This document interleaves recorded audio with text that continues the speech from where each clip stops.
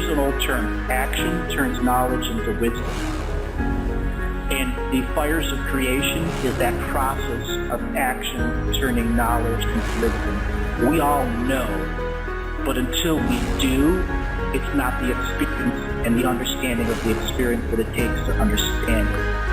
Experiential situation is really what it is. It's not about what you do and all of the things you create or don't create. It is truly about lifetime to lifetime endurance and gaining joy and happiness out of it. It's not about success. It is just about joy, happiness, and love. Have you been finding yourself stuck in a rut, unable to launch your new projects, not getting the experiences you're looking out of your spiritual experiences? You're trying to start a business and running into troubles? I have special coaching sessions for you. Spiritual readings, Akashic Records, healings, all those are available to you. I invite you to come and look at the different journeys that I've done in the live shows that I've done. I'm inviting you all to come on the journey, expand your life, expand your willpower, learn more about sovereignty.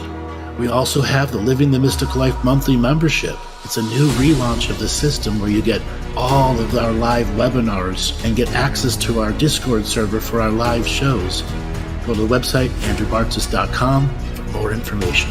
Come and join our community, inviting you all to come on this journey as we expand to the universe of the Great Awakening.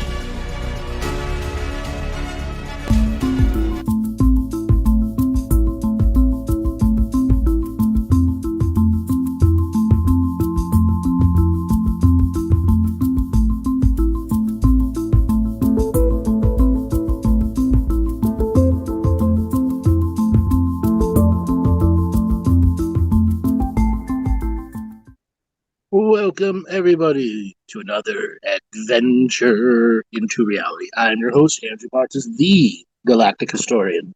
Today is a live call-in show. So all you chickens and roosters and hens that are on the other side of the road, cluck, cluck, cluck over to the yellow line and cross the yellow line, cross the divided white line, go over the other line and come on in. Have a conversation with me, a reading, a talk. Talk to me if you want to know about my personal life. I am open to just about everything. And I believe we have a caller already. Joel, signal for Lillian to unmute.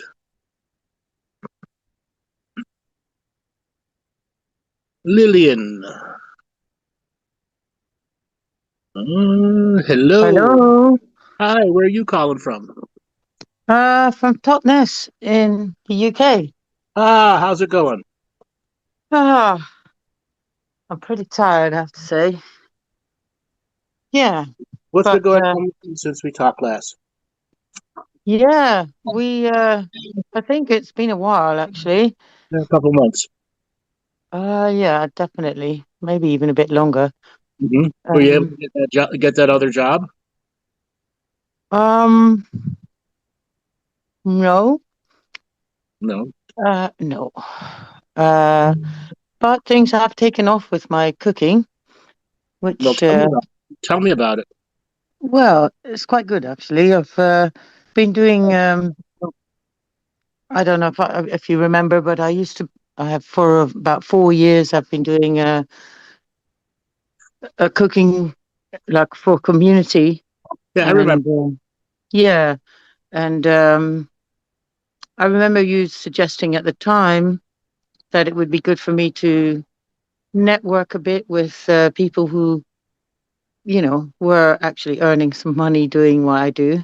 Yeah. And I still kept doing the Heart Fire, which was basically a community gathering where we would sit around sacred fire. I would bring food and the mostly young people, but yeah, a lot of people would come and we would share stories and songs and music, saunas. But it's now from some of these people, I've been asked to run a little cafe, Caribbean food, and all the takings have been for myself, which is a first. and it's been a raving success. I've done 2 of these events now, and lots of other people have now been calling me to cook for events for them. Until I've got double bookings and all kinds of thing. Yeah, Do you know yeah, how to make pepper pot? pepper pot. I haven't made pepper pot. I have for a very long time. We've been on the vegetarian kind of ITOL cooking, Uh-huh. but a lot of our community have now realized the benefits of eating meat, Uh-huh. including myself, thanks to some of your teachings. And so I'm getting into that now. So I've been doing fish, like stewed fish and callaloo, Mm-hmm. rice and peas, salads, cassava, all that kind of stuff. Oh yeah, that's all good stuff. I lived in Barbados for years, so I know I exactly what know. you're talking about. And Yeah, I when I live. my first year there, my first Christmas there, I had the Christmas pepper pot because they only make it for special occasions. And Yeah, wild it's meat. usually it has oxtail and chicken or goat in it, and they can Yeah, keep adding to it because caracep. I forgot how to enunciate it. Carrot carip carip. reap. Yeah, The black sauce that comes from the cassava root. amazing. Yeah, That stuff's and anti. I also think sometimes they use wild meat. They use agouti. They do too, yes, but Have you ever traditionally, had it? yeah, I've had it with wild boar and a couple other stuff. Yeah, Very good. But the whole idea behind it is you just keep adding whatever meats you have to it. So it'll that's never go right. bad as long as you keep it slightly warm because of the carip in it, the carip in it, because it keeps everything fresh. So in Yeah, old days, as long as you kept your pepper pot slightly warm, you could just keep adding to it and the food would never go bad. yeah. And it's often a ceramic pot. Is that correct? Usually it's in a ceramic pot, correct? Yeah, Yes. yeah. And they have literally one candle underneath it to keep it warm. That's it. Wow. Yeah, yeah, Oh, wow. yeah. And in the modern day, again, they make it for weddings and Christmas. But the first time I had it, it had oxtail, goat rib, and chicken in it. Oh my God, was it amazing! Absolutely amazing. Incredible. Oh, Yeah, that's a great reminder, actually. I should really look into that. It's just that it's quite a large amount of people that I'm cooking for now because it's taken off now. yeah. I mean, originally it was like a sound system with reggae and dub music and a bit of Rastafarian teachings and that kind of stuff. But Hmm. a lot of people are just coming for the food now. Good. Yeah. You're So, showing your true talent off. Okay. well, I guess having done the community work for so long, Yeah, it's it's natural. actually paying off. Yeah. Because so many people have tasted my food now. And I Hmm. lived in the Caribbean for a very long time. I grew up in Jamaica, in Kingston, Hmm. during my primary school years, and then lived in Tobago for 10 years. Hmm. And when I met my then husband, he already had 7 children, a lot of them who were teenagers. And the Hmm. only way to their hearts was through the Food. food and learning to speak like a local, Yep. because they were always talking about me, of course, and who's this white woman just coming to take space in their family. And that's what motivated me to really do that. And also, having grown up in Jamaica, I spent a lot of time in the kitchen with the cook and learned lots of great recipes from her. Do you do It's your own? definitely Do you do your own dal bread? dal bread. You mean the roti? No, no, the actual like bread, like dal is in bread. You take the chickpeas, you soak them, you grind them up into Yeah. like a liquid, and you pour it in a pan and cook it, and it becomes like a bread, like a cake bread. It's all about how They thick call the it dal gravy. puri. Dal puri. Yeah. Yeah, yeah. No, I haven't made that. It's quite difficult, actually. Oh, I've learned Have to you make it. done it? It's actually quite simple. I use more of a Turkish recipe than the Caribbean recipe, and Right. then you put raisins, nuts, all sorts of other nuts and raisins, walnuts, figs into it. So it's like a cakey bread, and then you put a little bit of rum over it. Ooh, nice. Outstanding. Oh, it's so good. Amazing. Yeah. Yeah, yeah. And where I live in Devon, I mean, it's you can't get any of this kind of food here. And that's what I do struggle with a bit is getting the ingredients, Uh-huh. you know. Um, they're not that easily locally available, so I sometimes try to adapt with what I can get here. We have an excellent butcher, one of the best in the West Country. Beautiful. So I'm very blessed with that. That's And beautiful. Now that you're coming out of the vegetarian stage and realizing there are certain oh, cuts of meat that are just exquisite to cook with. Like I love like oxtail, such a unique. Whether you're eating it off of the grill or smoked, or it's been yeah, in a soup to just break down all the collagen and gelatin in it. Mm. yeah, it's amazing. It's amazing. I have to say I'm still just a baby at that. I have to admit. And I'm a little bit nervous doing it for I need to practice on my own family first Yeah, before I can bring that to the people and charge for it. And I've also stepped into just, the first time I did it, obviously I was, fairly reasonable with my prices. But the next time I doubled my prices and people were still buying it. So that was, that was good. interesting. Yeah. Yeah. What's your price at now? Well, I sell like a food for 15 Is pounds. it like a tray, or is it just what like a big serving? It's just a big plate like how you would get in the Caribbean with, with all That's a the good. different. That's a good price. Yeah, yeah, yeah. Yeah, for a And good price. and the hire of the space is covered by somebody else, so I don't have to worry about those expenses. It's just trying to find places where I can get things at a wholesale price rather than having to go to a local supermarket. Yeah. So How, I'm trying how, to look into that. I haven't set up a business of any kind, which I know is probably the next step. that's the next step. Um, You don't have to worry about it just yet. no, How no, are you cooking exactly. with really hot spices? Well, my ex-husband makes the most amazing hot pepper sauce.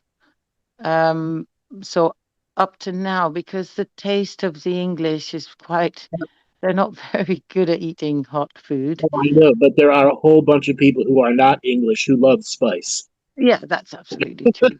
So unfortunately, there aren't that many of those people coming. And I have to say, those who are of, Indian or Mm, Caribbean background, they absolutely love it. right, So right. maybe the idea is to bring one dish that is Yeah, proper one spicy dish. Yeah, spicy. learn to cook it Because it's right. so much Learn to love it. nicer. It's so much nicer when you add the heat to the actual food That's right. while you're cooking it, because it infuses and the oils really release into it. And then Yeah, you can make your own chili oil too. yeah, yeah, Yeah, amazing. you can just buy the oil and add your own chilies to it, and then you can Wow. something you can sell too. That's a brilliant idea, actually, just to make my own. Yeah, Yeah, you just buy a good quality oil, and you know how to make chili oil. It's really simple. yeah, yeah, Yeah, yeah. yeah, Buy yeah, the best red pepper flakes you can find. yeah, yeah. What we've been using so far is Scotch bonnets, Yep, that's good and too. we chop them up and mix them with papaya, green papaya usually, Mm-hmm. and So something else you can think about is those papaya salsas and chutneys and stuff like that. That's something mm, else you can bottle up and sell too. yeah. I've also been considering maybe doing doubles. I don't know if you've ever ate that when you were in the Yes, I did. Caribbean. Yep. Good stuff. Yeah, that Good stuff. little fries. The swordfish steaks are really, really good. Yeah. Whatever. Again, I can't get swordfish here. I'd have No, to. I know you can't. Yeah. But if you go and talk to you're not by the ocean, are you? Yeah, I am. Yeah. Okay. Yeah, Go we to have a wherever fishmonger. go to wherever the Mm. fishing boats are and make friends with the people down there, and they will sell you the fish right off the boat. Yeah, that's what I used to do in Tobago, actually. Right. We actually used to go down to the beach at sunset and we'd help the fishermen take the Yep. fish out of the nets and then they would just give us a bucket of fish for free. Off the fish. And Yeah. that would feed the whole family and we just cook it right there on the beach. Yep. Oh, Yep. the best ever. So Yeah. fresh. Mm, mm, Yeah. mm, mm. I Talking know. the language there. I know. If you're lucky, Yeah. you might be able to find some more larger size fish that will you'll be able to cook for larger groups of people Yeah. versus a bunch of smaller fish, which ends up being more expensive, and you'll probably get a good price right off the boat too. That's a really good suggestion. Yeah. Do you ever Thank you cook? for You ever cook with eel? no. But they are kind of scavengers, aren't they? No, they're not. I thought they were like the hoovers of the ocean. No, they're filter fish. Okay. They use their gills to filter for the plankton, like other fish. Okay, not the dirt. No, Oh, I no, thought no. they They were. just hide in the dirt. Hmm. Yeah, Yeah. filter Oh, fish. that's Very, that's very tasty. If you learn, like my first exposure with eel was with Japanese food, and then I met mm. this French lady that she actually raised her own eels, and they would be 4 or 5 feet long and maybe 5 inches thick, like really thick. Wow. And then Wow. we chop the head off, chop the tail, take all the guts out, and then put it into a portion that would fit into a bowl. But it was like a lemon, uh, like a um, like a chicken broth with heavy amounts of lemon, garlic, salt, and pepper. And then the Mm. fish would just finish cooking in the soup because it cooks very fast. Oh my god, to die for! Yeah. Oh, that sounds That, amazing. that the meat inside eel just literally absorbs flavor like a sponge. Yeah. Yeah. Yeah. Yeah. And the kitchen that I'm working in, I mean, I do most of my cooking at home. Uh huh. I've just had to move again. Surprise, surprise. I'm back in the third time round, back in the same flat. I remember about maybe a year ago, you said you got to do something about this Yep. because it's going to go right back to where you are. And here I am. So Yeah, but at since, least you have a little bit of income coming in now, and now yes, you get to plot and plan and go, all right, this is not going to repeat. no, exactly. And I am actively looking at houses to buy now. And yeah, sorting out my divorce, which has been hanging over me for about 11 years. I've just been procrastinating about that. But because I was married to my husband in Trinidad, um, and I'm Dutch and he's Trinidadian and we live in the UK, it all becomes a bit complicated. And every lawyer I speak to here says I need to see an international lawyer, which sounds like a lot of money to me, but yeah, Not always. Sometimes they just have a set fee to do the divorce if both people are agreeing. right. Okay. Yeah, Yeah. it could be Yeah. like it could be anywhere from 200 to 700 pounds, depending on the levels of agreements, how long you've been separated for, etc. Yeah. Well, we've been separated over 11 years now, but yeah, I inherited just before we separated. So there Hey, is, there's a person in the chat room that's spamming stuff. Can you boot him? oh,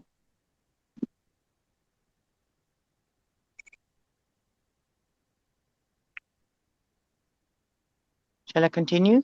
Yeah, go ahead. Oh yeah. Um, yeah. So I think that's all okay, but we had a prenup signed and basically in the prenup that which was done a day before we got married in Trinidad. I think it doesn't quite stand because you're meant to do your prenup at least 5 weeks beforehand, what I gathered from the lawyer. But yeah, I'm a bit unsure about all these things. I'm kind of, You're going to have to just see a lawyer for that. yeah. So the other thing that's kind of taken off as well is my art. I got an art studio, and I've been painting backdrops for stages, for music stages. Uh-huh. And we made a huge, like 5.5 meters by 1.5 meters. I don't know if you work in metric, but Yeah, I know what yeah, it is. Yeah. huge. And yeah, have also received requests for doing more of those for other events. Also similar reggae events, obviously, because I've had that Caribbean background. It's a kind of flavor that I carry with me, and yeah, and people are really appreciating it. That feels really good. So those things are Robert, all I'm gonna let taken. you go. I've got a bunch of other callers I got to get to. Yeah, I get Good that. talking to you. Yeah, wonderful to talk to you again too, Andrew. Thanks very much. You're welcome. All right. So, Joel, let's give Joshua a signal to unmute. Oh, hold on. What have I done? Hello. Hey, where are you calling from today? Australia. Welcome to the show. I know, Rob. Yeah, you know me. Yeah. What's going on, brother? But it's been a while. Yeah, no, I didn't expect to get called on, but I'll have a chat. Yeah, I'm just doing my lawn. Just doing my lawn and listening this morning. Uh-huh. It was nice to have a break. I think you went away for a month, right? To do all the. Yeah, I went to the live event in Oregon. Yep. And how did that go? Outstanding. Everyone absolutely loved it. The phenomenal sound system we used with the ambisonic system was blowing everyone's minds. The Living the Yeah. Mystical Life nightly teachings, everybody was just truly loving them. And it's great to be able to meet everyone and give everyone a hug that came. See all the different wow. people through their journeys. Oh, amazing. Yeah, congratulations. Yeah. So, trying to find some words. Life's been interesting recently. I actually did the Journey to the Sacred Mountain meditation last night, which I hadn't done in a while. Uh-huh. And yeah, I guess it did actually bring up some questions about, it was more just doubts, to be honest. Like, when I'm doing those meditations, there's a part of my mind going, am I doing it correctly? And I know how to deal with that, but yeah, it's quite a common thing with visualization. Well, the journey with visualization is reaching that point where going, am I making this shit up or not? Yes. Yeah? Am I making this shit up or not? Yeah, it's very interesting. We've spoken about this, and when I hear those words, there's still something that's not clicking. Like, am I making this up or not? I know it's coming through. And so, yeah, what is making up? I guess my question is, because it's like, it does feel guided and the things appear, but it's not. I guess there's that part of me that's always expecting things to be more tangible. That's your inner doubter. Yes. And it's also a person that's expecting a result. Yeah. Doubt and expectation leads to the limitation of being present enough to say, I've put enough effort into this to make it real on purpose. I'm using my mind's eye and my creative vision to visualize this. So I may go through the experience of the teachings within it. That's the container our mind creates. Yeah.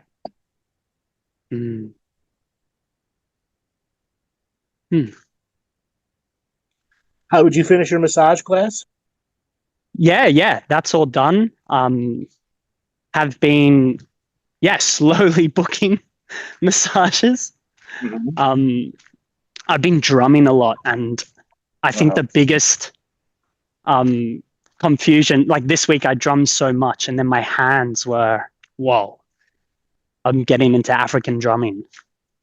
And yeah, my hands were destroyed.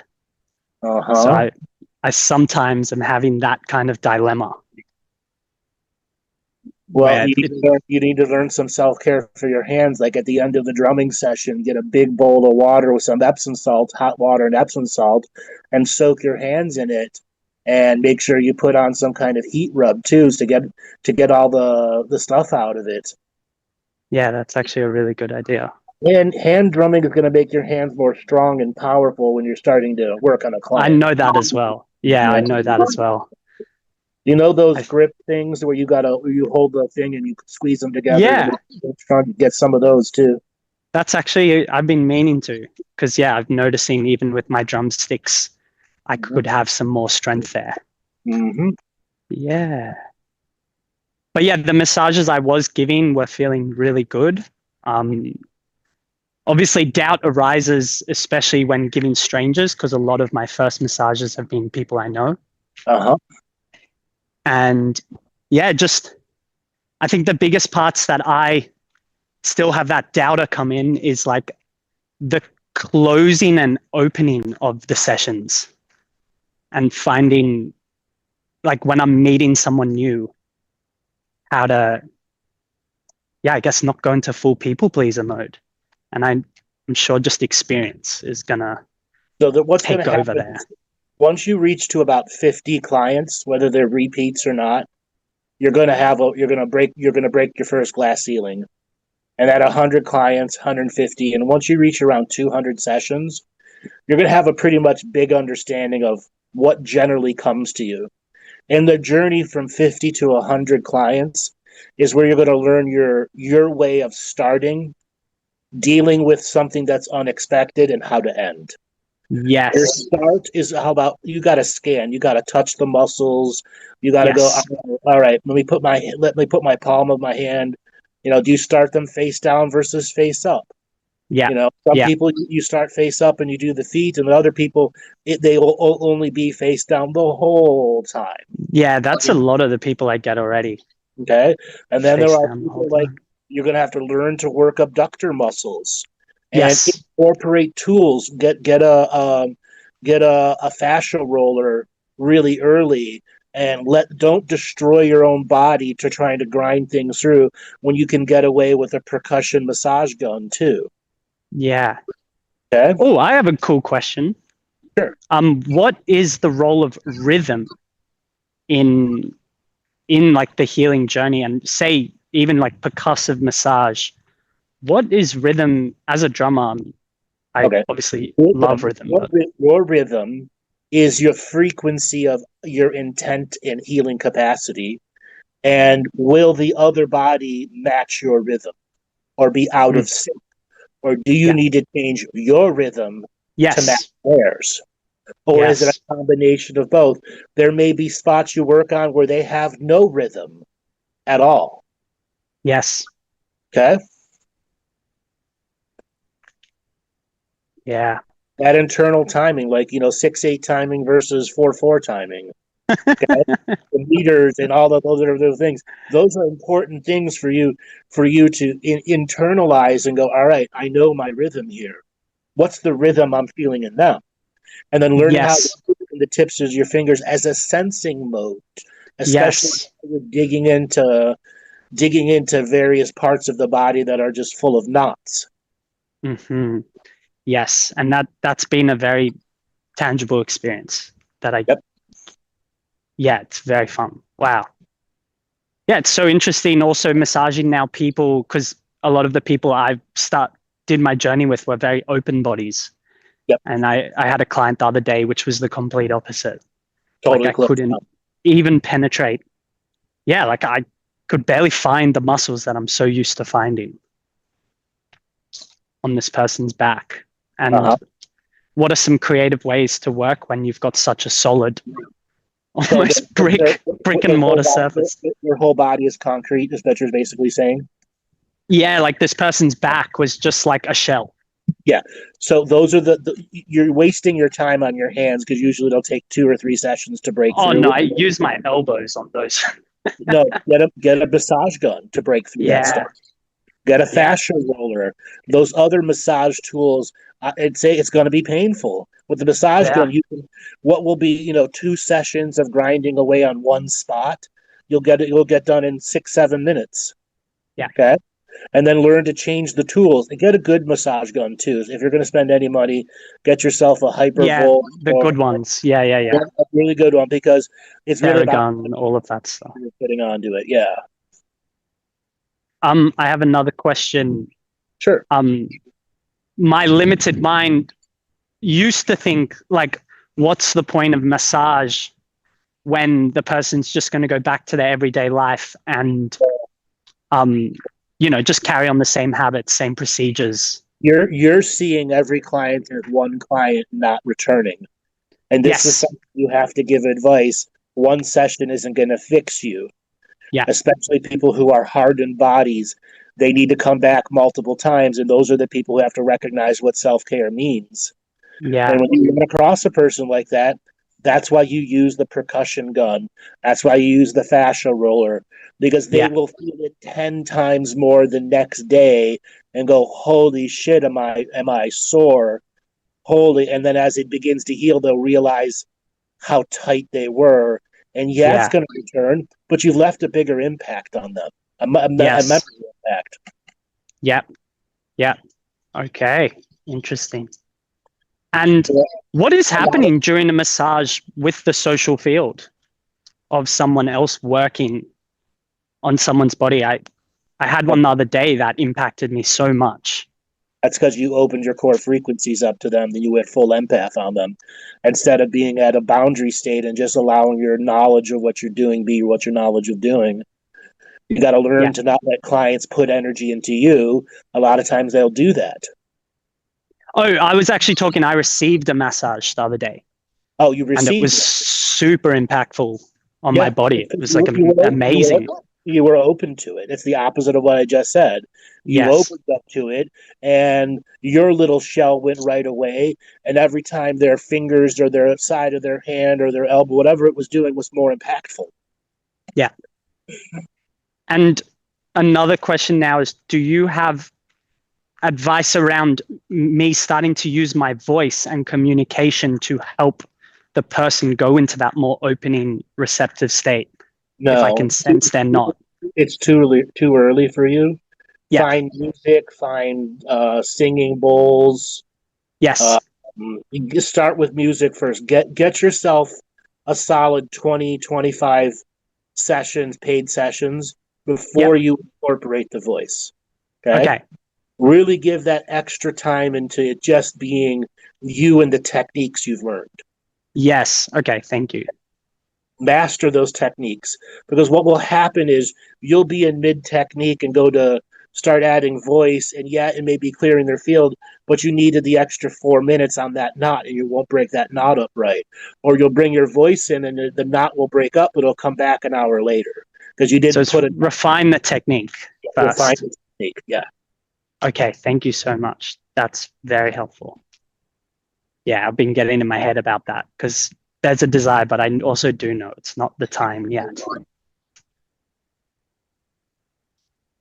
I don't really have anything else to ask. How's your girlfriend doing? Tara? Amazing. Yeah, she's we've been going through some big I'm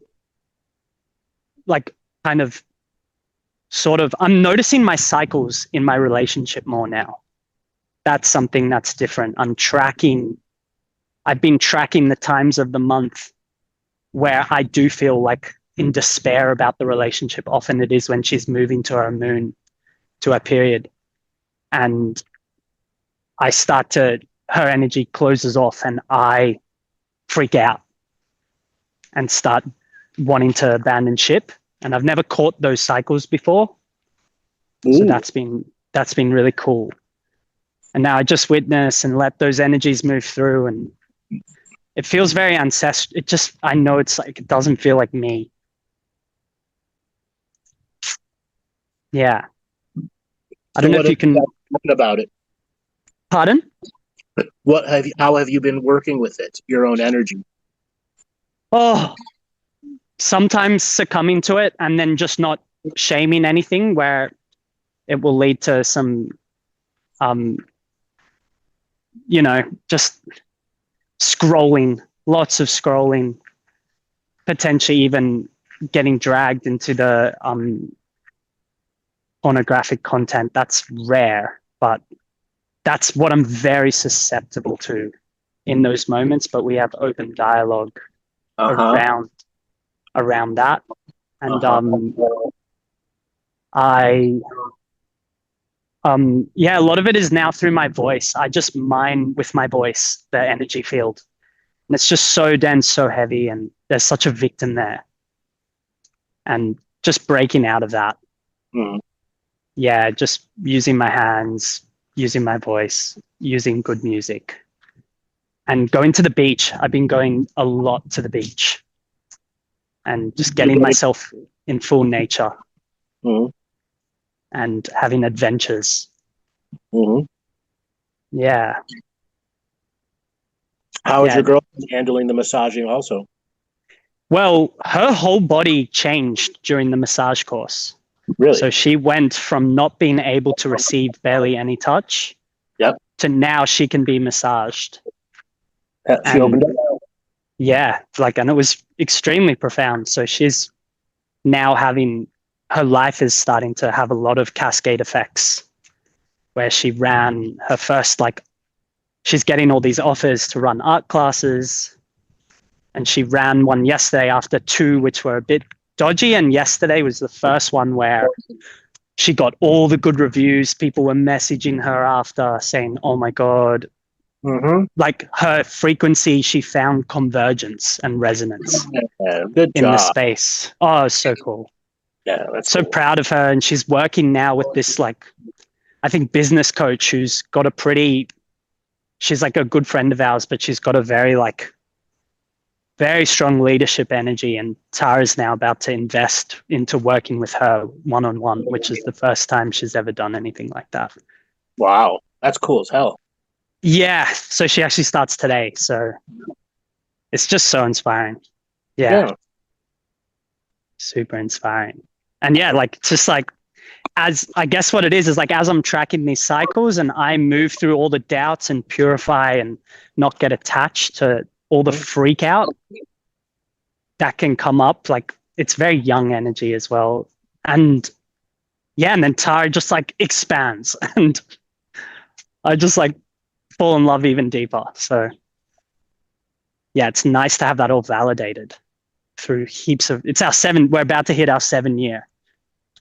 So, oh wow, there was no 7-year itch then. Well, there has been, put it that way. Is your 6 and 1/4 year itch? Yeah, it was like eczema, but no, we've pushed through that, and I've done it enough times, moved through the itch to get to the other side, to realize it's all my neuroses. That doubter, the same doubter I'm talking about, that comes up in them when I do the guided meditations. Don't forget about your inner mafia boss too. Yeah.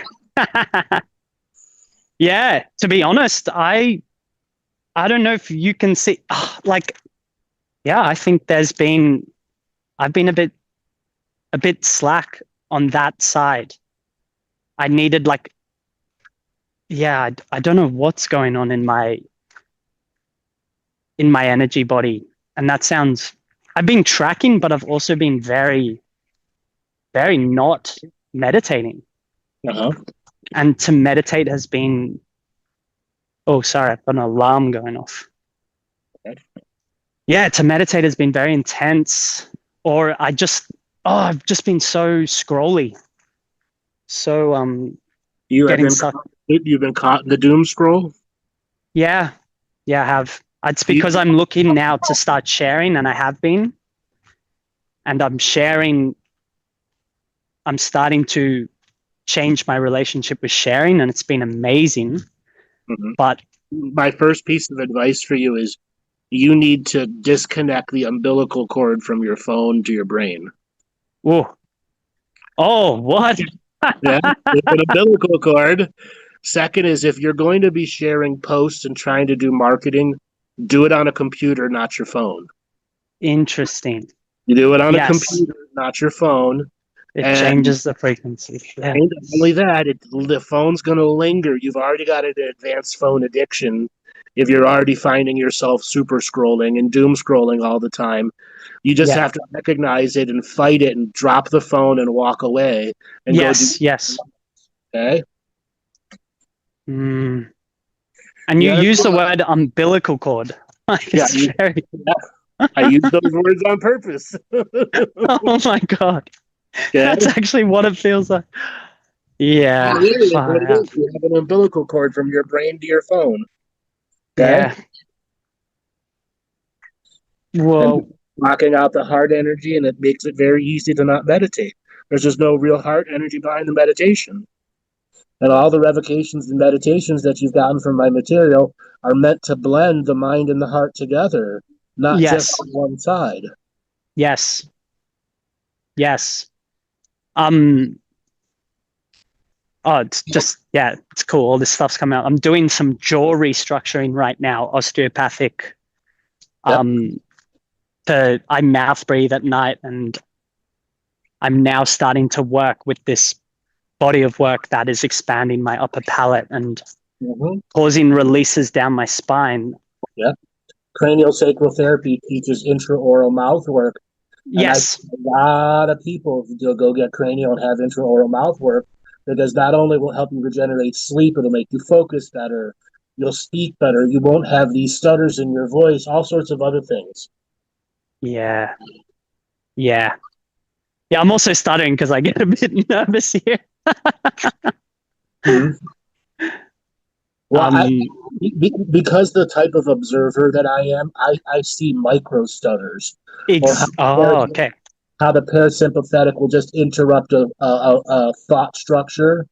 And it's just a momentary pause or a breath, but it Wow. stops the cadence. Wow.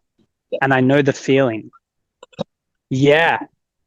So what is that? So you're saying craniosacral and that work with freeing up the sutures? Yes, the sagittal sutures on the skull, and then at the roof of your mouth are three plates that are very important for energy flow. And then the back of the jaw where there's a whole bunch of pressure points there. And then you'll also learn how to unravel the pressure in the teeth. Yes. Okay, fascia unraveling of the teeth. It can, and then you'll do an occiput release, which is the back of the neck, and then you can do a full orbit reconstruction with just cranial sacral therapy and massage work too, where you can literally get the platelets and the plates and the orbits to finally loosen up and not be so rigid, and then take the pressure off the face and get a natural face look again. Yeah, that's essentially the work I'm starting to do and experience, but I'm in a process of it where I'm starting to realize my lower jaw has like sucked into my neck. Yep, and that's from TMJ, Templement, not TMJ, a jaw positioning, an overstructuring of a muscle. And what can be how should I work with that? Yeah. What you're doing right now, the osteopath work will work on that, and the rest is getting it out of its rested position where it thinks it's normal. Yeah. Realize what the normal position is again. Years ago, I had a lady that I did sessions with, and I told her, you have something what I call the eternal scowl. And she just started laughing and laughing. She's like, ever since I was young, I don't have a resting happy face. Yeah. And it was all because of the fascia. I ended up doing, I don't know, 6 or 7 in-person sessions where I released all the bones in her face, the teeth, and she got a natural smile back. And everyone that she met afterwards, like, hey, you're not scowling. Yeah, wow. That's because she just didn't deal with stress at a very young age, and it was an imprinted cycle in her. Yep. I am almost guaranteed that's what's going on with me. I'm like bracing back, and it happens in my sleep. My body fully locks up. Mm-hmm. Yeah. Cool. So I'm probably going to seek out some body workers to aid me on that journey. Somebody that does craniosacral therapy. Craniosacral. Yeah. Perfect. Well, you're already seeing an osteopath that's doing that right No, now. I'm not. I'm actually not seeing someone. I'm doing it through an online. No, you need to go see someone to do it. Yes, that's what I'm realizing.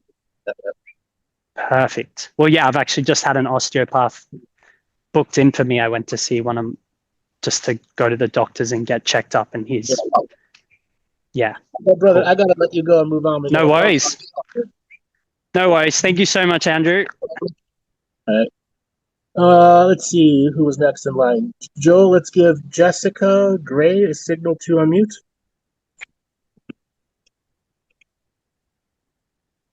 Hey there, Andrew. Hi, where are you calling from? I am calling from Kansas City, Kansas. Welcome. What do you want to talk about today? Well, as I was listening in, really fascinating callers today, and the last caller had a couple of similarities with some things that I have going on. One of which was just kind of sharing some different modalities in like healing and kind of incorporating different music things. And then definitely like the little micro stutter.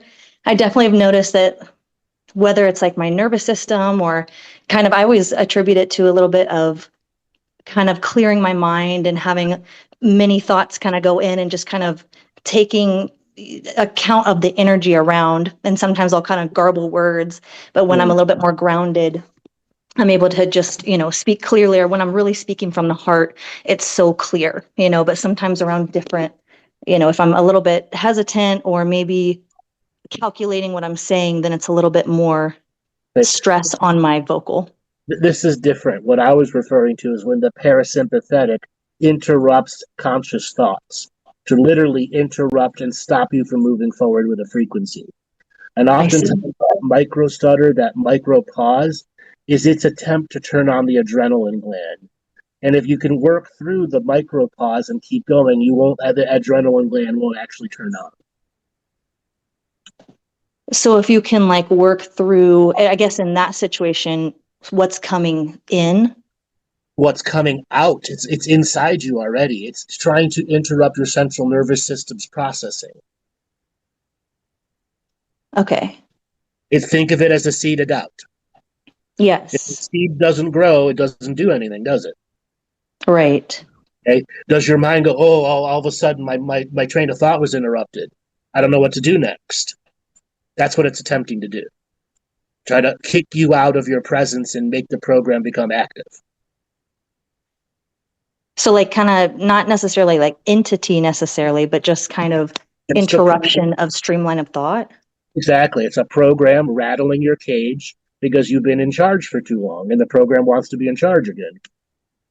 And that was in the last caller situation? At his last situation, yeah. Got you. Yeah. I think for me, it feels, when I just kind of think about it, because I don't feel like I've had, and it's not like all the time, it's just certain times when I'm, I don't know, just kind of trying to communicate clearly. And it seems like it just, I don't know, it just kind of like will like, blah, blah, blah, blah, and then I'll have to be like, okay, pause 1 second and just restate what I'm saying, or kind of just get back in my body. And that is, you had too much energy come through you too fast. That's all that is. That isn't a program. When you're going, because I do that too. It's too much energy too fast.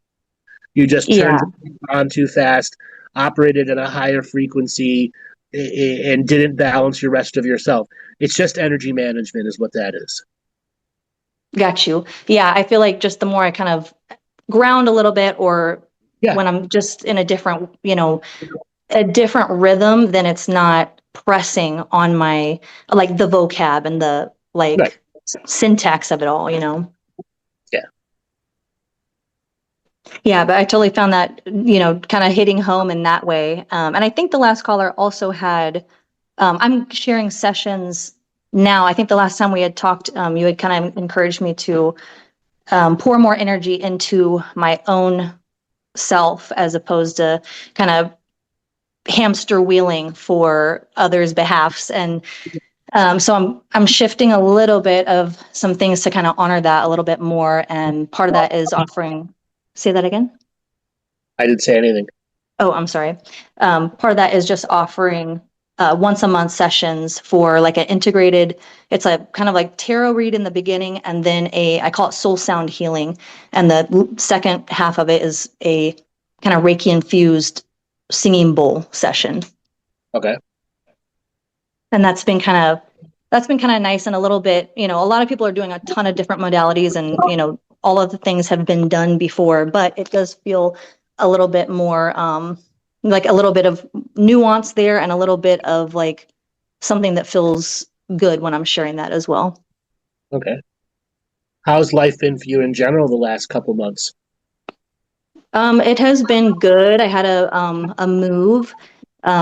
My husband and I got a home, and so that's been just really exciting. And a lot of my focus has been on that process. Last time we talked, I'm a musician, but I've kind of like put a pause on that right now. I have a couple gigs coming up, but that's kind of a little bit on pause because I just felt like I needed to refocus my mentality. And I'm still working at the crystal shop, and I'm still enjoying that. But I do kind of feel like there's a bit of like something that will shift in my career, and I'm kind of hoping on that, counting on that, and just kind of doing what I can to expand myself and looking out for opportunities coming my way too. Let me give you a piece of advice here. Stop hoping and act in a different way. Hope is not going to get you anywhere. Hope is not going to change your career path. Hope is not going to do any of that. It's action that does that. Yes, and I definitely feel like I'm getting more in alignment with action that is more like stimulating, and stopping things that I feel like a little less passionate about. No, what I'm referring to is getting out of hope and reinvesting what you would do on hope onto self-care. Like, what are you doing for your own self-care? Definitely just taking time to kind of rest and go with the flow of kind of what I'm wanting to do. With the move, it's a little bit, you're kind of pushing a little bit to get things, put away or gain that like stability piece again in your home. But I do feel like I kind of take care in taking time, whether it be like maybe going outside kind of in nature space, or listening to music or dancing. I love to dance. That's always really fun. I probably need to do that a little bit. I haven't done that as much since we moved here, just, with the boxes and stuff. But that's one of my favorite things. Hold on. You're not really doing self-care. What you just said is just daily life stuff. That's not self-care. Self-care is going and getting a massage, having somebody else do energy work on you, going and doing a float tank, a hyperbaric chamber, something that regenerates your will to live. Yes. Okay? You need to do actual self-care. If you don't, you will end up in the lands of hopium, sucking on, deep throating the hopium pipe. Right. Okay? You need self-care. Even if you can't afford it, your husband can massage you. Okay? Yes, and we do that often. We do that not every night, but we definitely do that super consistently. And I do need to book a massage, but I do have a trusted masseuse that I go to at least. It has been a couple months probably, but typically I go monthly. And I also get like facials. I haven't been in a couple months, and that's so definitely true. But typically that's a part of my monthly or every other month self-care too. And I love to get my nails and toes done. So that's another part of my self-care, and that's probably monthly.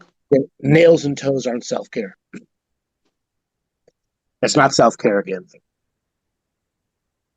I know that's hard for you to think and believe. Real self-care is, what does it truly do for the body and the changes you're trying to enact with whatever practice you're doing for yourself? Yeah. You have to be able to disconnect during the self-care and let whoever's going to do the work do the work. If you go into a sauna or a float, you're the one. Your goal in a sauna is maintain your breath, maintain your energies, expel the negative. You're in a float, go into the deepest state of relaxation. If you're outside in the tanning in the sun, am I open up like a giant solar factory pulling in the sun into the body? Again, true self-care. Yes. Yeah, I definitely want to incorporate more of that. And I do feel like present with the different moments, and I do my best to take opportunities to not necessarily, again, maybe not be a clear example of self-care, but like stopping and smelling the roses, like taking in the sun, enjoying, moments, definitely. That's just But that's just slowing time down and enjoying life. Okay. When I laser focus on self-care, like I look at your energy field, and the self-care just isn't there. You would be completely different. Your boxes would be done had you maintained one massage a month. If you had been able to get 2 in a month, you would be 1,000 times ahead of wherever you're at right now. It is the limitation of not giving yourself care, which has created the knots around your solar plexus in the front and knots around your shoulder blades in the back, which is creating this triangle of pressure on you that drives you to do this, and you're not really focused and having a plan with what doing. You're really on the no plan when you're unpacking. Instead of, getting clear, effective work done with unpacking because of the stress and pressure you've put on yourself, which is a move. Every move is stressful. Okay. yes, yeah. Yeah, and I definitely feel that, in my shoulders, that's usually where, when we trade massages, I'm like, okay, shoulders for sure, because I definitely carry some pressure there, and, probably definitely my solar plexus. I could definitely understand that. Okay. What would be a good buy for you and your partner is go buy a really good massage gun. Okay. And you do 20 minutes on your shoulder. And obviously your partner has to learn to use it, or it can be painful. Yes, and we do have a pretty decent one. It was like a Costco one, but it is pretty good. That's not good enough. You can't really. It's still surface. Okay. So those Costco ones, they have about 9 or 11 pounds of pressure before the motor turns off. Okay. The Hypervolt or the other ones, they have about 52 pounds of pressure. Oh, And wow. you can flat head, a pointed head, a double head, a round head, depending on what the type of muscle structure that you're working with. And it's got more adjustable vibration levels to it. Okay. Also invest into a fascial roller. Okay. The inside of where your abductor muscles are, the inside of where your femur connects to your hip into your knee, and the inside there is called your abductor muscle. That's where all your negative emotional energies are stored. And oftentimes it's one of the most painful spots to put the massage on the roller, or even just the tips of your finger, anywhere in that, because there's such huge sacs of fluid that are stuck there. Okay. Yeah, yeah, that's making me want a massage. I'm like, ooh, I need to book a massage like right now. Yeah, and my advice for you, if you can afford it, try and get two in a month for a couple months in a row. You've got some catch up to do. Absolutely. Yeah, I think that's great. And I love the sound of that too, because it's a lot of times, it is kind of go, go, go in so many different things. So just making sure I'm investing where I can in myself for sure. The self-care that truly repays you in the future with ability to do. Yes. Yeah, absolutely. Do you know about Tiger Balm?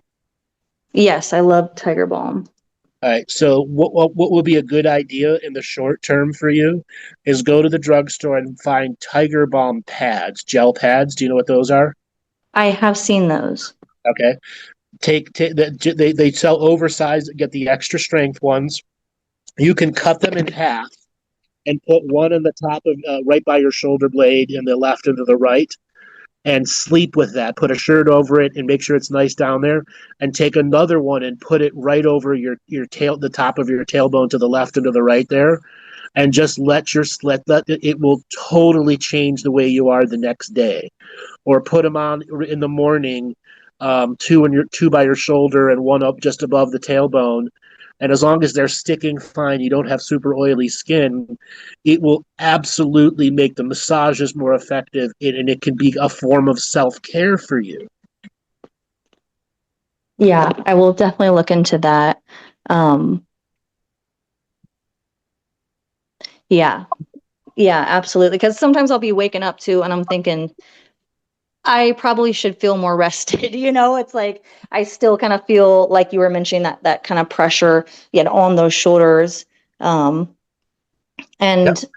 yeah.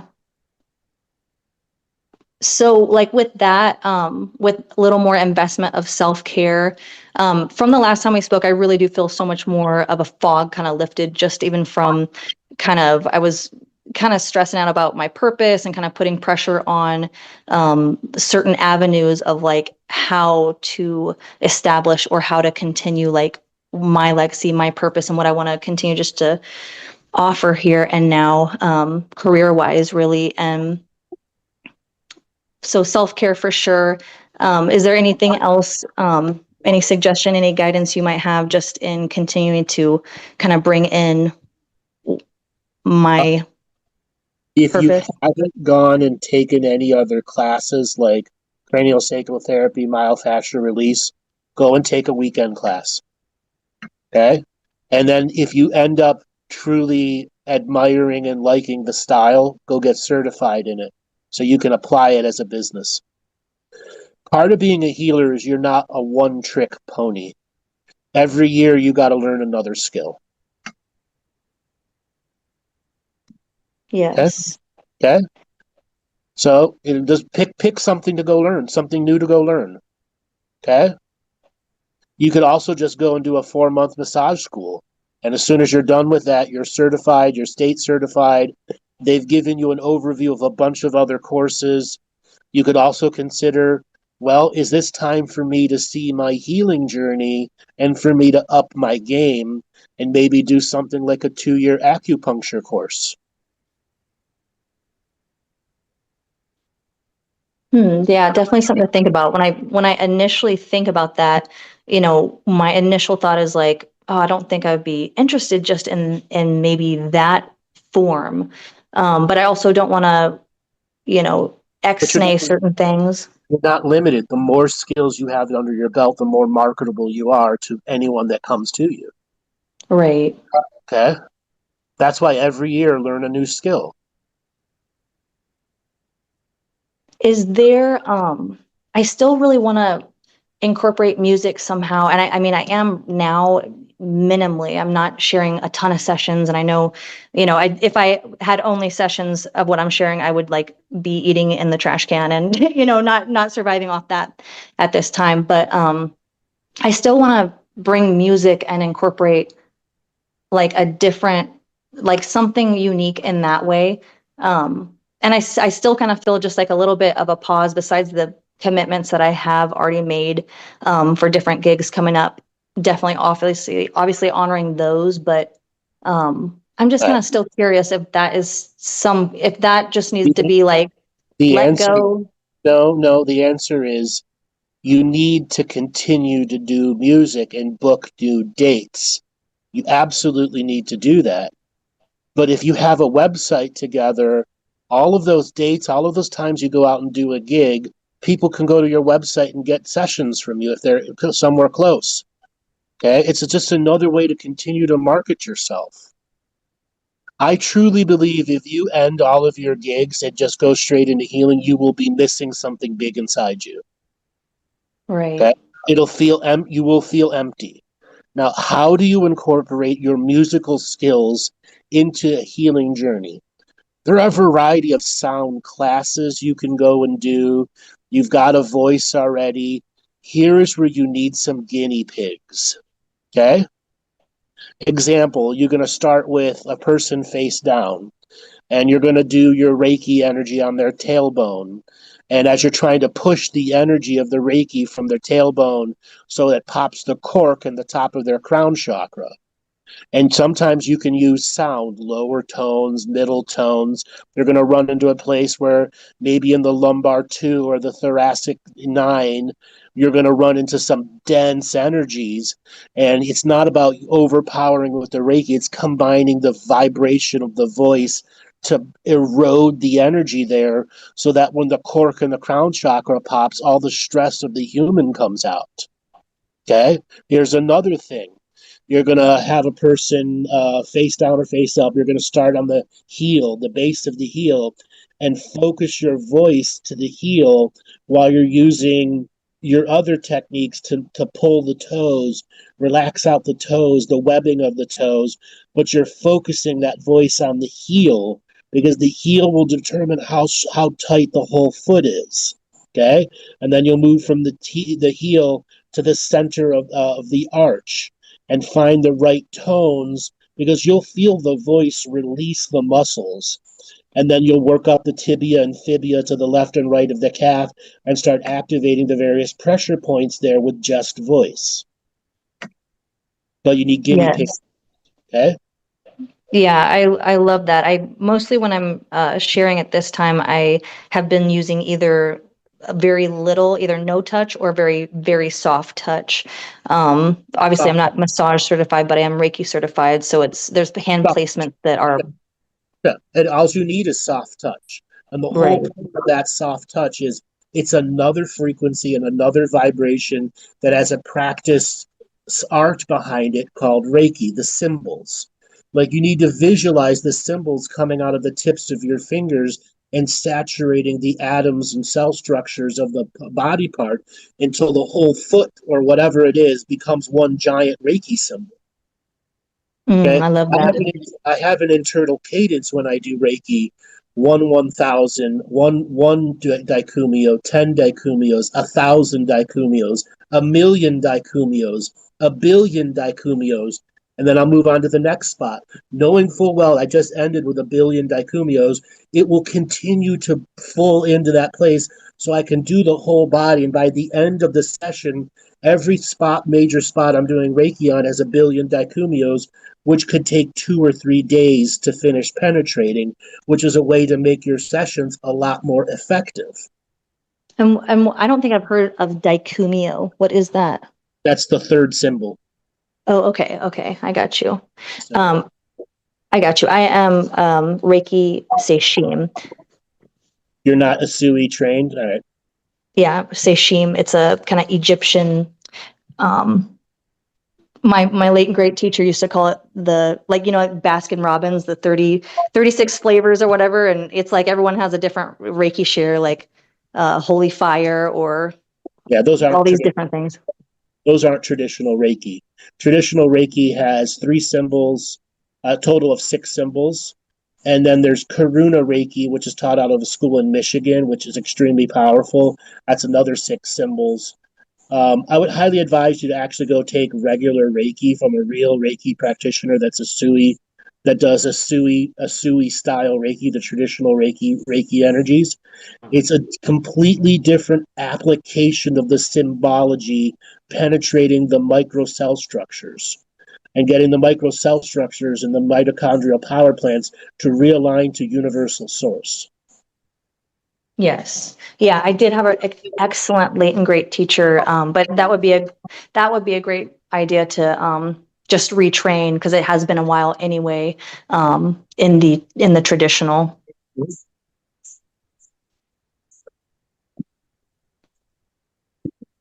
Okay, so another little piece of advice: heat.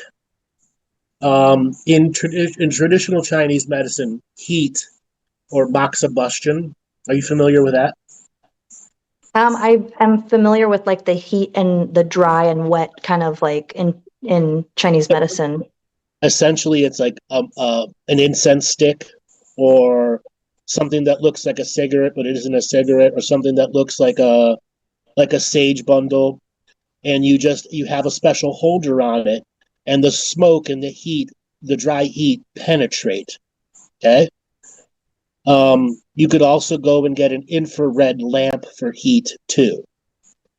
So you can use an infrared. You can get a really, really good quality infrared lamp on a swivel head for about $100 on Amazon, like a really, really good one. It will make a huge difference in your penetrative energy powers. For like utilizing on clients? Yep, utilizing on clients. Yep. Okay, that's a cool idea. Yep. Yeah, it's like all those little things, it's like some of the tangibility really does matter because, if you're receiving distance Reiki, yes, it can definitely 100% penetrate. But there is something to be said for tangible, I am, gently touch, I'm here, and feeling some of those pieces really do kind of bake the cake, so to say. Yep. So what kind of musical instruments do you play? I traditionally I'm a vocalist, by trade and nature, so that's my first and primary. But I also can play percussion just a little bit. I can tinker on the keys. I am not super proficient, and I just use it for like songwriting mostly or working stuff up. And then I do play the violin, not I wouldn't say excellently. My vocals are what I really lead with, but what is your vocal range like? pretty good. I can go pretty, I don't know the exact, but I definitely have a great range. All right. What's your lowest note that you can sustain for a long time, would you say?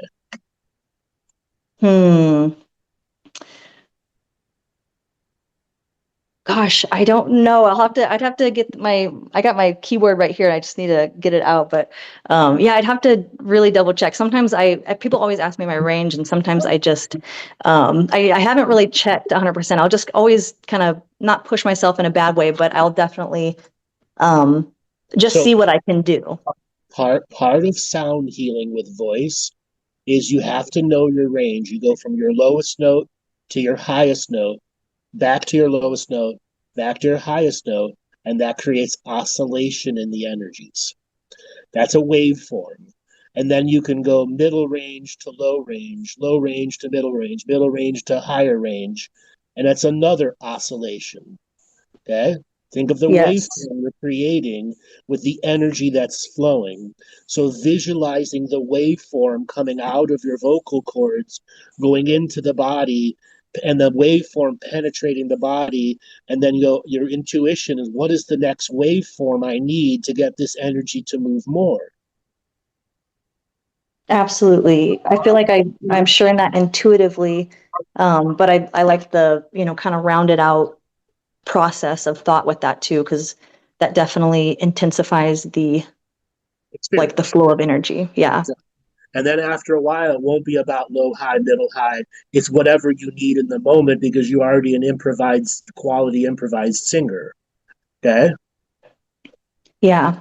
And that's one of my favorite things is kind of even in all forms of, sharing that space. I love smelling the energy and just tuning in and kind of it not that it takes me by surprise, but it's always fun to see where that will lead to because it's a journey in the facilitator space as well.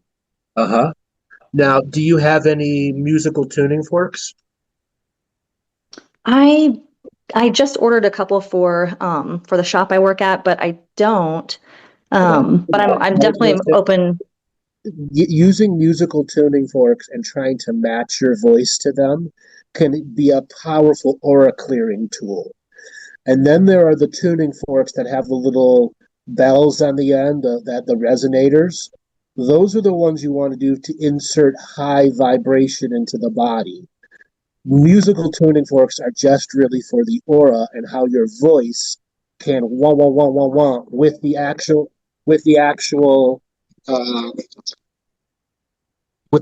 frequency of your voice matching with the musical tuning fork.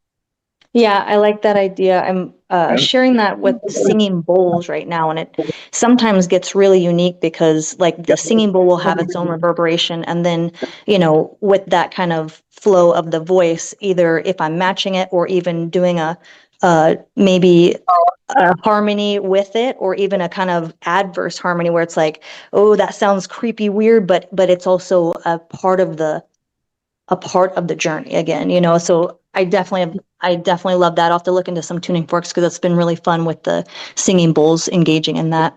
Yep. And again, the tuning forks, if they don't have the little bells on the end, the little tubes, circles on the end, those tuning forks are just for clearing negative auric energies or rebalancing the auric field. So if they do have the little bells thing on the end, then they can be like layered or used for different alternate means. Okay, so the ones that have the bells on the end, if you look at the bottom where you hold it, there's a little hole at the bottom that allows the frequency to go through the tuning fork, and you put the base that you're holding onto a body point. And all of a sudden, all of that resonator energy that's stored up in the little bells goes right into that point that you put it on. Oh, that's interesting. That's how those style tuning forks work. Interesting. Yeah. I'll have to maybe check out the couple that I got at work and maybe go home with one. Yeah. Well, darling, I got to let you go. I've got a bunch of other callers that are waiting. Thank you so much for your time, Andrew. I appreciate you. Good talking to you again. Have a great day. You too. All right, Joel, let's give Mate a signal to unmute.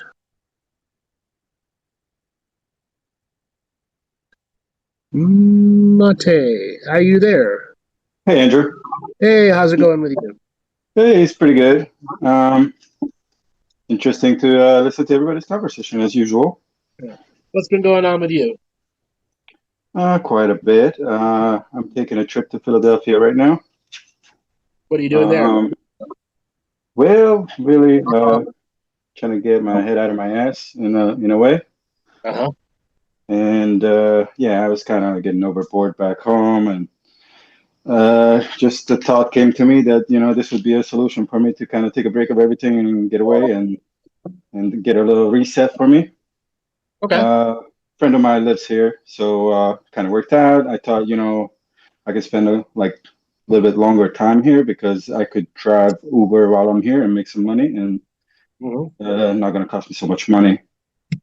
So kind of doing that for personally, I'm sure you remember some of the stuff that I'm dealing with.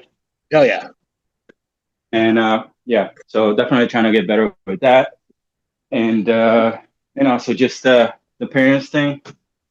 I'm sure you don't remember that detail, but I did say 3 to 6 months I would stay with my parents, and it's been going on a year, and it's definitely at the point where I need to change that. So when I go back, that's going to be kind of the first thing that I'm looking for a place to move to on my own, which kind of comes together with everything else where I met this lady that really kind of feels like a blessing right now for me, that is, able to see that I'm a competent person and is appreciating me in that sense, and I can work with her and make some money with her, and she seems like a person that I can really learn from business wise and financial wise, which I really do appreciate, I have to say.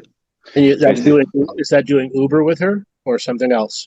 So it was kind of like that. It was a really cool surprise because it was like an Uber ride, and when I got there, she was like, "Well, I'm not coming with you. You're just gonna deliver this flower for me, and if you're interested, I might have some more for you for later." And I was blowing the other driver out the water the way he was doing it. I mean, he was doing it twice as fast, and she was all about it.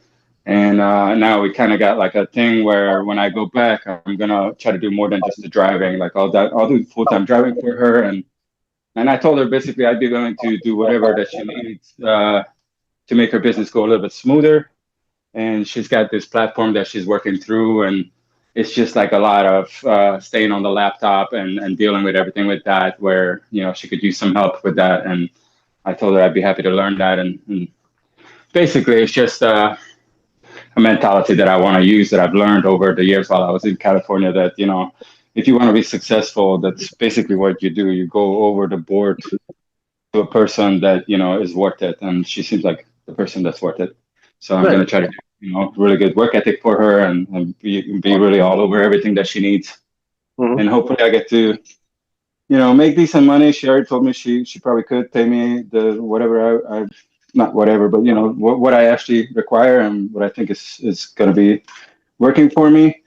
And on the bigger picture, really, I'm just happy to be learning from her about business because she seems like she's pretty successful. She has some kind of helicopter business for like 20 years or something, and she's at a point where she's basically, just retired and not retired, but like her husband's retired. He's always like when you come into the pool kind of thing, and not that serious of a business kind of thing. Is what I'm saying.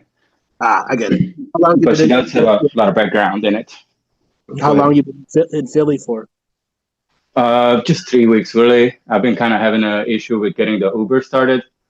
I feel like there's some kind of energy block. I seriously, like, I spent over 5 hours on the support today, but hopefully I'll sort it out and I'll be able to get to driving in the next couple of days.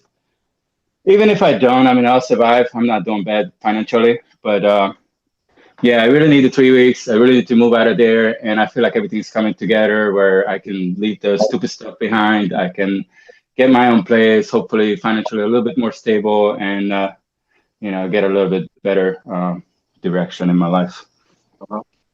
That's kind of personally for me. I don't know if you have any questions, but there has been something else I wanted to kind of bring up, if Go ahead, bring it up. you mind. I've been it felt like, it almost isn't meant to be, so I don't want to get too into it if we don't have to. It doesn't matter. Basically, my sister, if you could take a look at her energies or something. Let me just kind of back up on it. She's 16 months older than me. We've been, fairly close most of our lives. And not like emotionally, since she's not able to do that, but physically and just, seeing each other's life and just always been part of each other, at least in perspective, like being able to see like what I'm doing, what she's doing, that kind of stuff. And why is this so important to you?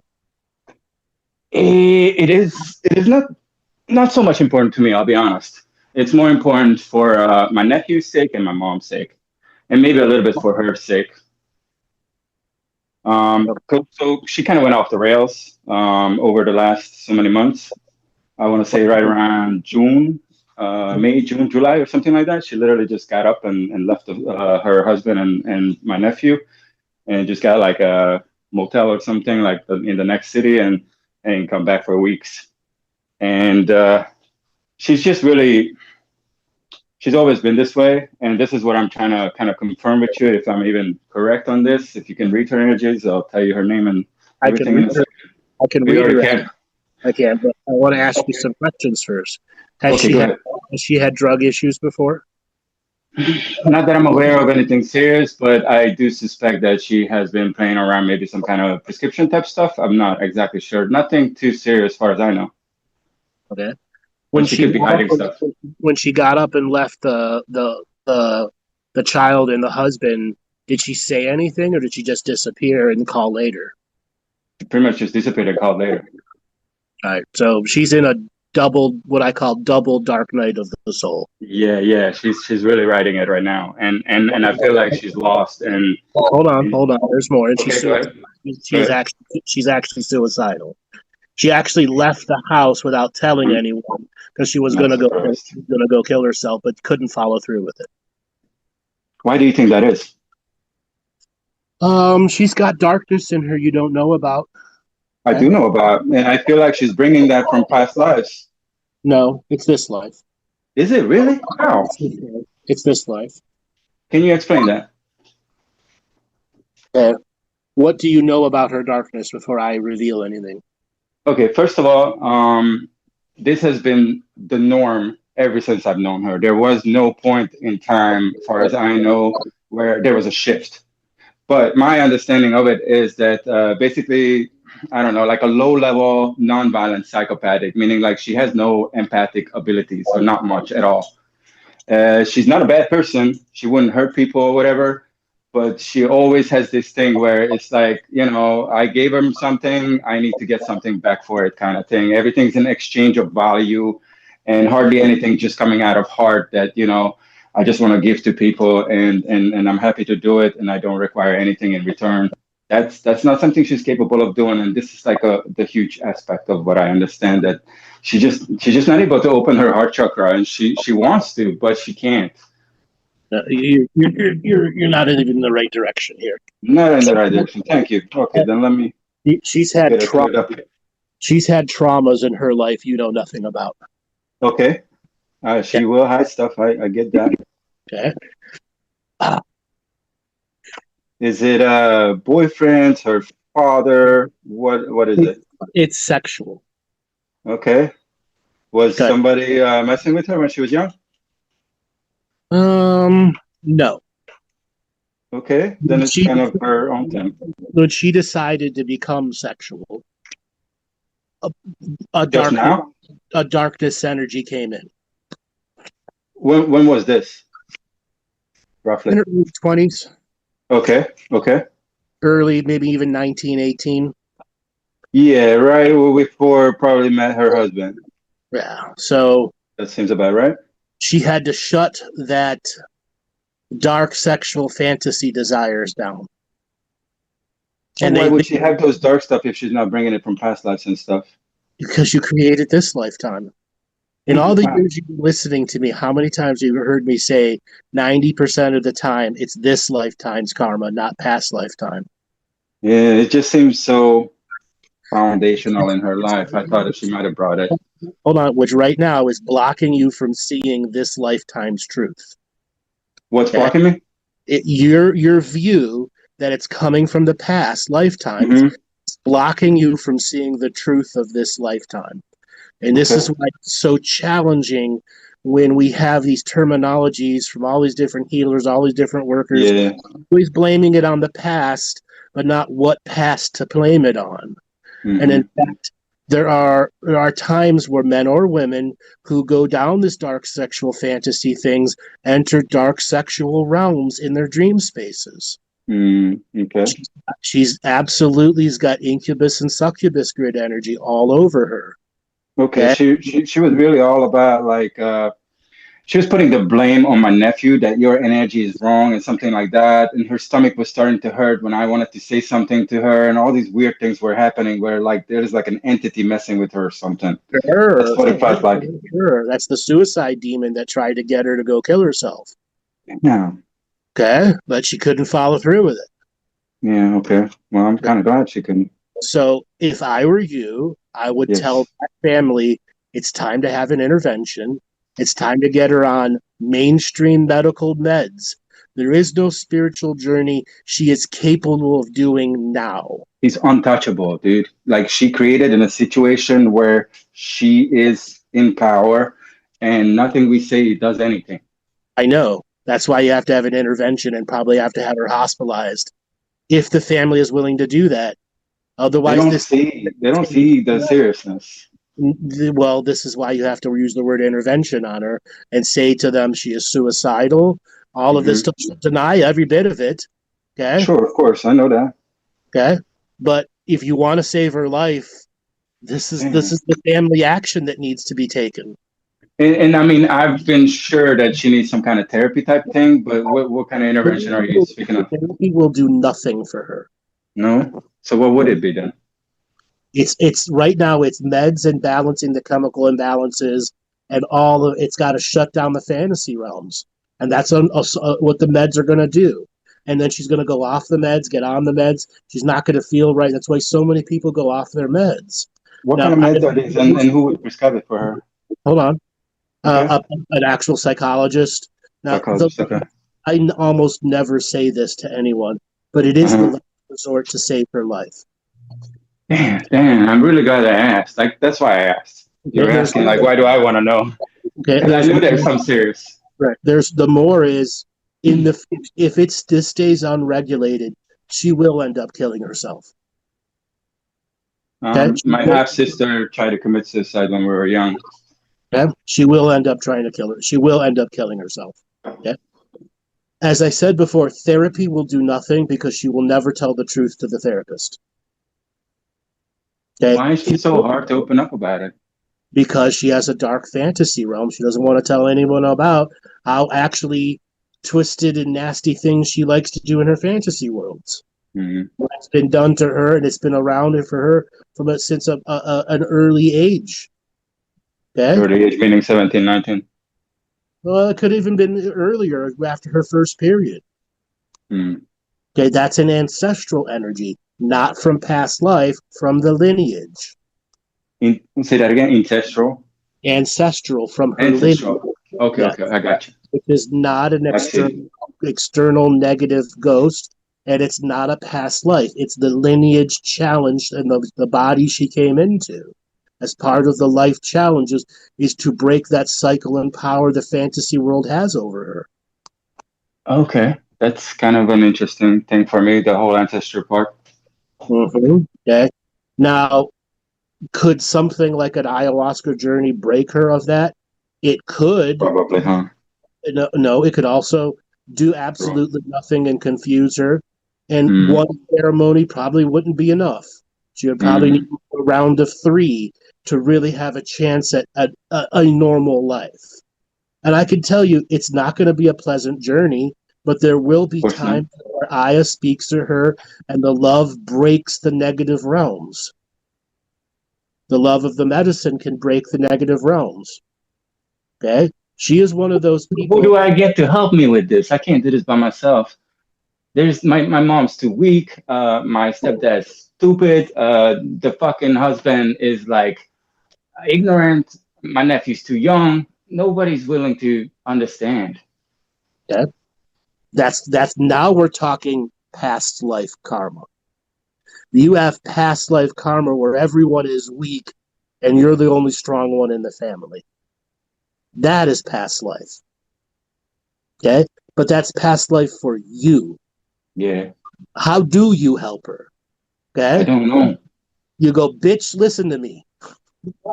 I know I can't, but you know. Okay? I know that you go, bitch, listen to me. I know the truth. You want to die or you want to fucking live? Okay? If you want to fucking live, we're going to go do something together. If not, go in the corner and go die. Because I have nothing else to give you. I know what else to do. You've locked everyone out. Yeah. Okay? Hit her hard. Hit her emotionally. I've been considering it, but I've been scared. And honestly, I wasn't even on the right track. So, you know, I'm glad I didn't do it. Why are you scared? Are you just another person? Because I might do the wrong thing, like say the wrong thing, or not give her the right advice and things like that. I mean, at least, you know, I cleared it up for me a little bit. Well, she will make anything you say wrong. You got to know that. I know that. You got to know that ahead of time. Okay? I do know that. I know her plenty well. Okay? Now, in Florida, there are a variety of ayahuasca people that you can go and see. And then there's journeys to go and take. You got a choice. It's medicine from allopathic psychology medicines. And guess what? If she doesn't stick with the changes from ayahuasca, it's just going to return. Okay? Doesn't stick with her changes. Let's just say she does it 2-3 times and I don't know, like she's not holding on to the new thing. Is that what you're saying? Learning the lessons of the medicine. Learning the lesson, truly learning the lesson from what the medicine is going to speak to her. She was all about getting all these self-help books while she was going through all this when she came back. So like she knows there's something and she knows she wants some kind of help with it. All the self-help that's obvious. All the self-help books is what stopped her from killing herself. Wow. Okay. Okay. Now you have another choice here. What? You really live your own life and open up to her and go, I am here to help, but I am not going to break my back to help you anymore because you've broken everyone's back in this family. And if you truly want to get better, show me fucking effort, bitch, and move on. Okay? Move on. I mean, I've already moved on a long time ago in a way that, you know, it is what it is. I can't, you know, worry about it as much. And to me, I mean, I've been really close to the fact that, you know, lives, dies, it is what it is. I've been that way. Sure, because what else can I do with her? Sure, but it's really, really going to hurt if you didn't try, right? I agree with that. That's why you just do it harsh. Don't worry about a mistake because everything you're going to say is wrong. And it's got to work into her. If you truly want to get better, I'm going to come help you. But if you don't fucking follow through, you know, you're going to go right back to where you are. Okay, Okay. and you're going to end up in a hospital on meds the rest of your life. Do you want that? You got to hit her hard. You got to get her to cry. You got to get the shell to crack. Okay? She needs group therapy too. Yeah. Okay? Group therapy. She's got to hear the darkness that other people have experienced and be willing to share some of her darkness. Okay? Through group therapies. Mm-hmm. Okay, that's pretty tough, man. Pretty tough. Well, I'm glad you asked the question. I am too. A lot of people out there listening right now that have a family member that's just like her. They don't know. It's been months, and there've been a couple times I tried to get on here, and I felt like it just wasn't meant to be or something. I'm not supposed to intervene because I didn't get to talk to you, whatever. But here you are now, though. Here we are. Yep. That's okay. Right time, right place, right space, right energy. Yeah. I felt it. I was cooking. I'm feeling good. I went running today. Everything was pretty good today, except for the stupid Uber. Okay. I'm really glad I came up here, honestly. Good. You needed to get out of there. I really did. My stepdad's not doing well. He literally felt like the next day I left. He's hurting on each side, always bitching and crying. My mom's always overwhelmed with everything. The more medical bills, more whatever. It's just gnarly. Mm-hmm. Gotta get out of that. Gotta get out of that chaos. Yeah. I'm gonna move for sure down to the beach, closer to that flower lady, and I really want to just learn how to run business well from her. That's my biggest goal. And I haven't told her this, but I told her, I don't want to just be a simple driver guy for you. I want to do whatever it is that's gonna help your business the most. Mm-hmm. And that's really the attitude. If you trying to expand, is what I understand. Well, right now you've got just a few energies blocking you. Obviously, your sister energy, okay, and then your mom and dad energy, and then your previous issues that you had when you were in California to coming back. Yeah. If you're going to invest in this new place, you're going to have to cut Florida out of your life. Obviously, you still talk to them, but I want to, but at the same time, just met this flower lady, and I don't want to leave her, and she wants me to stay there for a long time. In Philly? For years. No, this is in Florida. Okay. Okay. Yeah, but you so move out of your house. That's the whole point. I am 100%. Once you're out of your house, and I will leave Florida, but that's gonna be in years, not in months. Okay. Yeah. I'm going to probably stay in that area, at least my stepdad's around. That's really my plan, which could be a year, which could be 3 years. Hopefully not 5, 6, but I doubt that anyway. The way he's going, it's not looking good. As for the Florida job, anything that involves you moving out is the right choice for you. Okay? You mean from my parents' house, yeah. Yeah, if any job that's going to give you... This is it. I'm going to tell you something. Uber in Philly is going to beat you up. Okay? What do you mean by beat me up?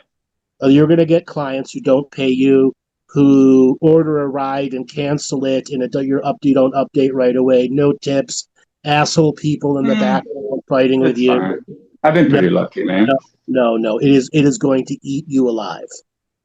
It's only 3 weeks, man, and I'm already losing half my week. Okay, and you have no idea what the city is like, where the good neighborhoods and the bad neighborhoods are. A little bit. I've been talking to other Uber drivers and people that live here. Don't know. But it's not much. Yeah, okay. You don't. Don't let I don't know. That's true. When it comes to Uber drive, the only thing you're going to do is park next to it, as close to the airport as possible, and do as many airport runs as you can. Yeah, they just said like the football is coming today. I think I just missed that. So whatever. Sure, but you just start with airport runs. Okay? Yeah. I've been considering that as a good option. Just do airport runs. All right. You'll get the longer fare, you'll get the tip, etc. Yeah.